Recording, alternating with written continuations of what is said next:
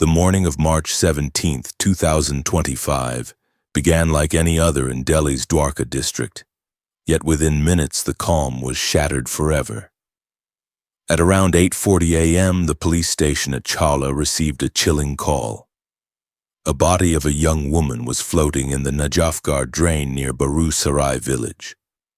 The news spread like wildfire, and by the time Rajkumar Mishra reached the scene with his team, a crowd had already gathered, whispers and fear in the air. What they saw made even seasoned officers freeze. In the dirty, stagnant water, a young woman's swollen body floated, her hands and feet bound tightly with plastic rope.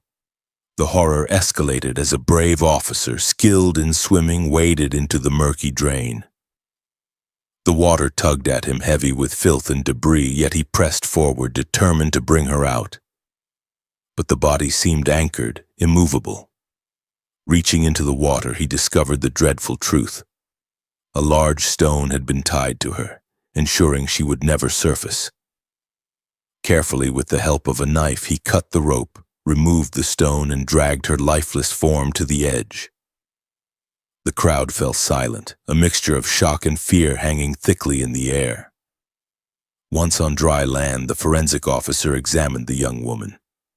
Her body showed no external injuries, yet it was clear she had been murdered. Her green nylon rope binding suggested meticulous planning. Her pants were disheveled, but she had been killed with precision, likely strangled. Whoever had done this had ensured her body remained submerged, hidden from the world. Yet nature intervened, and the corpse eventually floated, revealing a truth that someone desperately wanted concealed. She appeared to be between 20 and 22 years old, with no possessions or identification on her. The police immediately realized that identifying her was crucial. They issued posters across Dwarka and Chawla, hoping someone would recognize the young woman. Yet 2 days passed with no leads. Every lead seemed to hit a dead end, until a connection emerged with a previous case in northeast Delhi's Simapuri police station. The kidnapping of a girl named Komal, reported a week earlier. This revelation began to thread the events together, hinting at a chilling narrative waiting to be uncovered. Detective work began quietly but with urgency. The police contacted Komal's brother Ajay, who recognized the body at Rao Tularam Hospital's mortuary. His grief was immediate and overwhelming, and his mother and grandmother fainted at the sight. The young woman was, without a shadow of a doubt, their Komal. The officer's next step was to understand the who and why behind this brutal act. They asked about anyone who might have had a grudge against her. Ajay mentioned a persistent young man named Mohammed Asif, who had been obsessively following Komal. Asif, a 26-year-old cab driver from Sundar Nagri, had shared a 4-year-long relationship with Komal. Initially, their relationship was filled with love, laughter, and dreams for the future. But over time, Komal had begun communicating with another man, which made Asif increasingly agitated. He watched her from afar, obsessing over each interaction, each message, each smile she shared with someone else. This was no ordinary heartbreak. It had transformed into a dangerous obsession, one that would culminate in tragedy. Asif's turmoil had been visible to those around him. Friends noticed him withdrawing, becoming restless, and completely consumed by thoughts of Komal. He avoided work, ignored bookings, and spent hours brooding at home, lost in a dark and spiraling mental state. His obsession had reached a critical point where reason was no longer guiding him. It was a storm of jealousy, possessiveness, and desperation that was about to erupt. The night before Komal's disappearance, Asif attempted to contact her repeatedly, leaving desperate messages. But Komal's responses were distant, detached. She insisted she was free to talk to whom she wanted, triggering a dangerous reaction in him. When Komal refused to meet him, Asif's calm facade shattered completely. His rational mind was replaced by a cold, calculating one, plotting steps that no ordinary person could imagine. each more sinister than the last. By the evening of March 12, 2025, the plan was set into motion. Asif's friend Jubair, unaware of the full consequences, assisted him.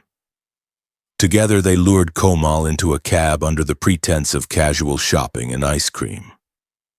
What began as a routine outing turned into a nightmare. Isolated on a quiet road, Asif confronted Komal about her behavior, accusations escalating into threats. Fear turned into violence in seconds. What started as a confrontation spiraled into murder. By the time night fell, Komal's life had ended. Asif, realizing the enormity of what he had done, panicked. With Jubair's assistance, they tied her hands and feet and secured her with a heavy stone before dumping her in Najafgarh drain. The meticulous planning revealed not only his intent but a terrifying lack of remorse. As the water swallowed her body, they left, hoping the crime would remain undiscovered. But the morning had brought the truth to the surface, leaving questions that linger in the mind. How could a 4-year relationship twist into such horror? What signals were missed along the way that could have prevented this? And most importantly, what drove Asif from obsessive love to cold-blooded murder? Part 2 will dive deeper into Asif's mindset, the investigation, and the unraveling of a complex web of obsession and betrayal. The investigation into Komal's murder unfolded like a storm, relentless and unforgiving. SHO Rajkumar Mishra coordinated with other officers to gather evidence, check CCTV footage, and trace Asif's movements. Each detail revealed a meticulous plot, but the depth of his obsession became horrifyingly clear only as police dug deeper. Surveillance showed Komal had been carefully followed, each meeting, each call documented by Asif, who tracked her like a shadow. Police interviewed friends, family, and colleagues, uncovering the tension in Komal's recent interactions. Her detachment wasn't just casual, it reflected fear, subtle signs of discomfort in Asif's presence that few understood at the time. She had tried to maintain distance, but his obsession had escalated too quickly for anyone to intervene. Investigators began to piece together the timeline, the final phone calls, the last messages, the carefully orchestrated luring to that isolated road. Asif's friend, Jubair, became a key witness. Initially hesitant, he eventually revealed the chilling details: the night of March 12th, the abduction, and the methodical planning of the murder. His account painted a grim picture of cold calculation and panic. He described Asif's growing frustration, the moments when anger turned to violence, and the cold precision with which Komal was killed. Each fact deepened the horror, confirming the premeditated nature of the crime. The police traced the cab used in the abduction, recovering it for forensic examination. Fingerprints, phone records, and even DNA evidence tied Asif and Jubair to the crime. Every small detail, from messages to call logs, was evidence of intent, corroborating the eyewitness accounts and reconstructing the tragic sequence of events. This was not a crime of passion in a moment of frenzy. It was calculated, executed with precision, and intended to conceal the truth. As investigators delved into Asif's past, they uncovered the evolution of his obsession. Initially, it had been an innocent love, mutual and tender. But over time, small signs of possessiveness emerged: tracking movements, repeated messages, and subtle manipulation. Each ignored warning sign contributed to the inevitable climax, showing how dangerous obsession can become when combined with isolation and unchecked emotional turmoil.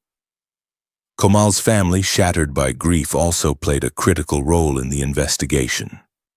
Ajay's detailed recollection of Asif's behavior and Komal's recent changes in attitude provided crucial insight. The police relied heavily on this familial perspective, understanding that behavioral patterns and emotional dynamics often reveal more than physical evidence alone. The story of Komal's final days came together, revealing the human tragedy behind the crime. Forensic analysis confirmed the cause of death: strangulation. The rope bindings and heavy stone indicated a premeditated attempt to conceal the murder, ensuring the body would not surface. The meticulous nature of the crime shocked even veteran officers. It was a brutal reminder that obsession, when combined with access and opportunity, can escalate into violence beyond imagination. Asif's interrogation was pivotal. Faced with irrefutable evidence, he confessed, detailing his motivations with chilling clarity. He admitted to a 4-year obsession, a mixture of love and resentment that had grown toxic over time. He described Komal's interactions with another man as the trigger that led to the horrific act. Through his confession, investigators pieced together the psychological profile of a man consumed by jealousy and possessiveness. Joubert's cooperation allowed the police to locate the exact disposal site of the body and recover additional evidence. His insights revealed the planning involved, the careful selection of a secluded location, and the cold logic applied to avoid detection. The investigation highlighted not only the crime but the mechanics of premeditation, revealing how easily obsession can cross into criminality when left unchecked. As the pieces came together, questions remained. Could this tragedy have been prevented? Were there signals ignored by friends, family, or even Komal herself? And how could one measure the thin line between love and obsession before it becomes lethal, preparing the audience for the final revelation? The trial, justice, and the broader lessons we must all heed. With Asif and Joubert in custody, the case moved swiftly to the courts. Both admitted guilt, and their confessions, combined with forensic and testimonial evidence, left little room for doubt. The trial revealed the full extent of the crime, the psychological manipulation and the cold-blooded planning that had gone into the murder. The courtroom became a place of sorrow, reflection, and the pursuit of justice. Komal's family, though devastated, played a courageous role, attending hearings and ensuring that the truth was fully documented. Their testimony detailed not just the events but the emotional devastation caused by the crime. They highlighted warning signs, explained her behavior in the final days, and humanized the statistics, reminding everyone that behind every case is a life lost, a family shattered. During the trial, experts in psychology explained Asif's transformation from a loving boyfriend to a dangerous, obsessive individual. They emphasized patterns of control, jealousy, and possessiveness that, unchecked, could escalate to violent acts. This analysis not only informed the jury but also educated the public about the dangers of obsessive behavior. It became a chilling lesson on emotional awareness and vigilance. The courts ultimately sentenced Asif and Joubert to prison, reflecting the severity of the crime. Justice was served, yet the tragedy remained.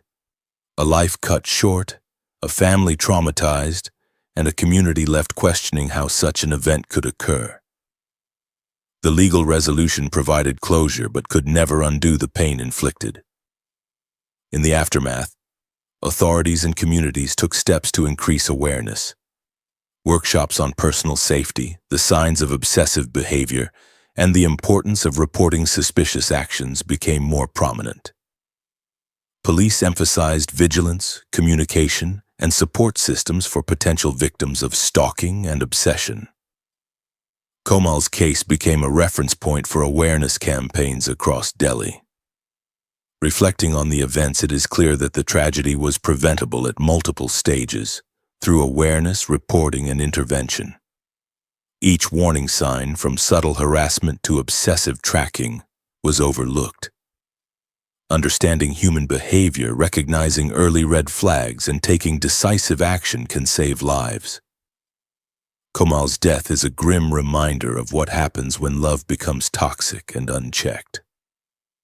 The story concludes with a final thought: how fragile our safety can be even in familiar surroundings, and how critical it is to listen, observe, and act before obsession escalates into tragedy. Every individual, family, and community has a role to play in preventing such horrors, from recognizing danger to intervening responsibly. As the screen fades to black, the question remains: how many more lives might be at risk because someone fails to notice the warning signs of obsessive behavior in time? Think carefully, discuss in the comments, and share your thoughts. Because awareness and conversation could be the first line of defense against the next tragedy.